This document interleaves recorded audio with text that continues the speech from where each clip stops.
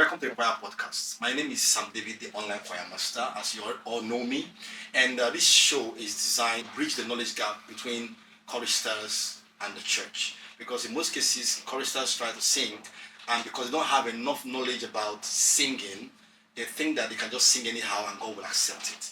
But in this particular podcast, we're going to be discussing important aspects of choir administration, so that choir administrations can become more professional, more excellent. You can have choristers being able to sing, not just singing with a good voice, but applying the spiritual dimensions that are required for good ministration. Because the difference between good singing and spiritual ministration. So understanding this would keep the choir abreast with God, what God expects from us, from the pulpit and to the audience, and also will help the audience to appreciate us more, because of course they left their homes to come to dwell with God, not just to listen to your voice, but for what you're singing from the stage to transform them and bring out the best in them. Not also undermining the fact that you need to sound good. That's why we have this podcast, so we can talk about some problems that choristers face, why they are not sounding good, and what they can do to make them sound good. Leave your questions in the comment section, because the next edition will include your question in our conversation.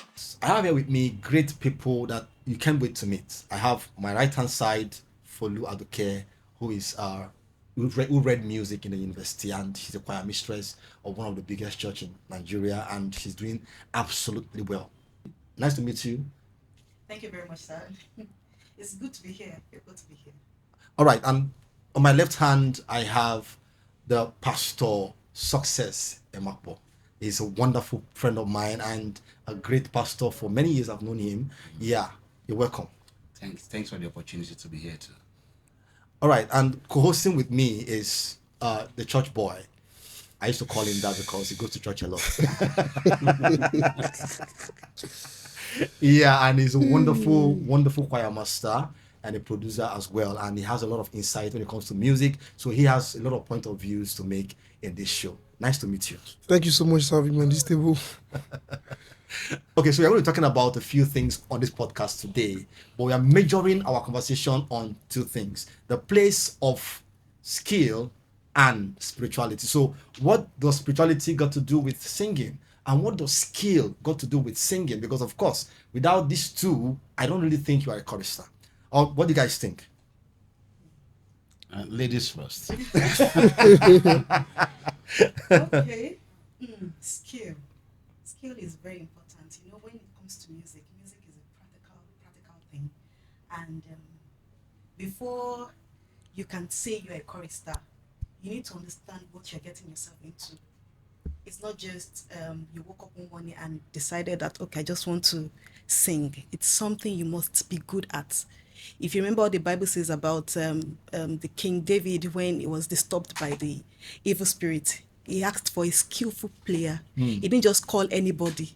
So when it comes to, you know, becoming a chorister, number one, you need to have the talent for it. Yeah. You know that you have the talent, then you build on it. Then you know, like myself, let me use myself as an example.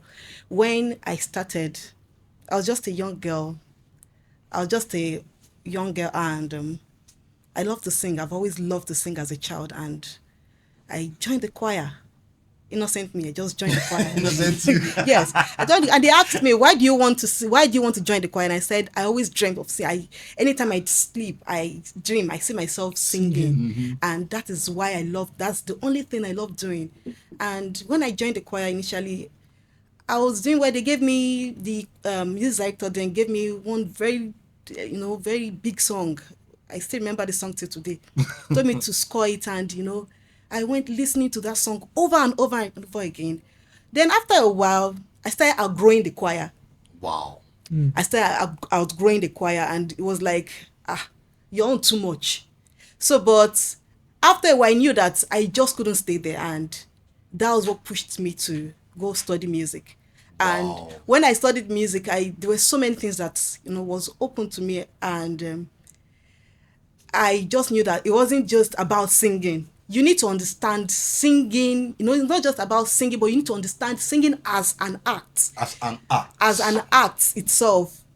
So And okay, what do I mean art? I mean the ACT and the ART. You know, before you can pass a message across to people, before they can understand what you're trying to say, you must be able, to paint it very Very well. well. So before you can be a chorister, you must be skillful. You must be able to pass your message across through songs. So how will you do that if you're not skillful? You can't do that until you yourself need to understand what you are really doing. That is why skill is very important. Skill is very, very important. So not just on passing the message across to, imagine somebody going upstage and you don't have the ears for singing, and the keyboardist play something and you're singing something else. I like all this off-key. Yes, it is you hear very, off-key all the very, time, yeah. it is very, very important that you know the basic knowledge about, music in itself, then singing.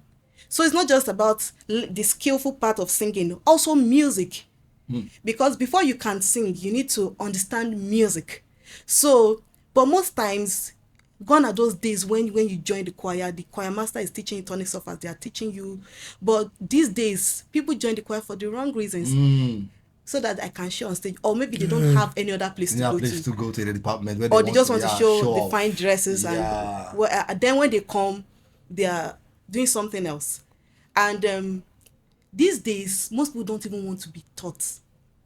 Yeah, I don't want to be taught. Yeah, that's true. I think Don't. If you try teaching them, it's like you are pushing them too far. Let's just sing and go. Yeah, Let's just. they want to sing as crude as they sound. They don't want to refine their voice. I mean, to a very large extent, I personally have had a lot of experiences with people in this regard where somebody comes to the choir and then you would think that they came to the choir because they want to become good singers or develop a good skill, because of course many singers today that are big started from the choir, right? Yes, yeah, a lot yes. of them. So but when they now finally come and you as a choir master now goes to teach them, you see that these people start building walls that blocks you from them taking what you're teaching them, from them learning. And then they are comfortable sitting down in that particular level without growing. They don't even want to, they don't even aspire to become better at all. And then the more you try to push them, the more they begin to hate you, start even attacking you. And I'm sure that some pastors even know what I'm saying, because at least as pastor, I'm sure you have seen some of this They see it repel, as an attack. an attack on the choir master for trying to make you know something. Actually, the time we're in right now is not just music. People don't want to learn. You hear from two sides. You hear on two levels.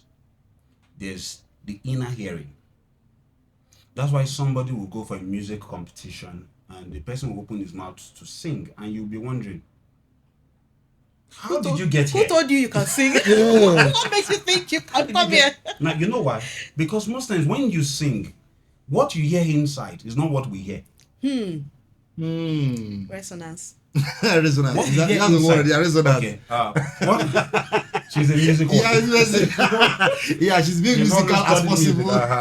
So I know the Oh, art. goodness, You yeah. know the definition. The definition. Alright, The terms. You can just give me the terms as we go along. Yeah. Now, what you hear inside, sometimes you hear somebody sing in the bathroom, and if you're living in the next house, you wish they could just shut that house down.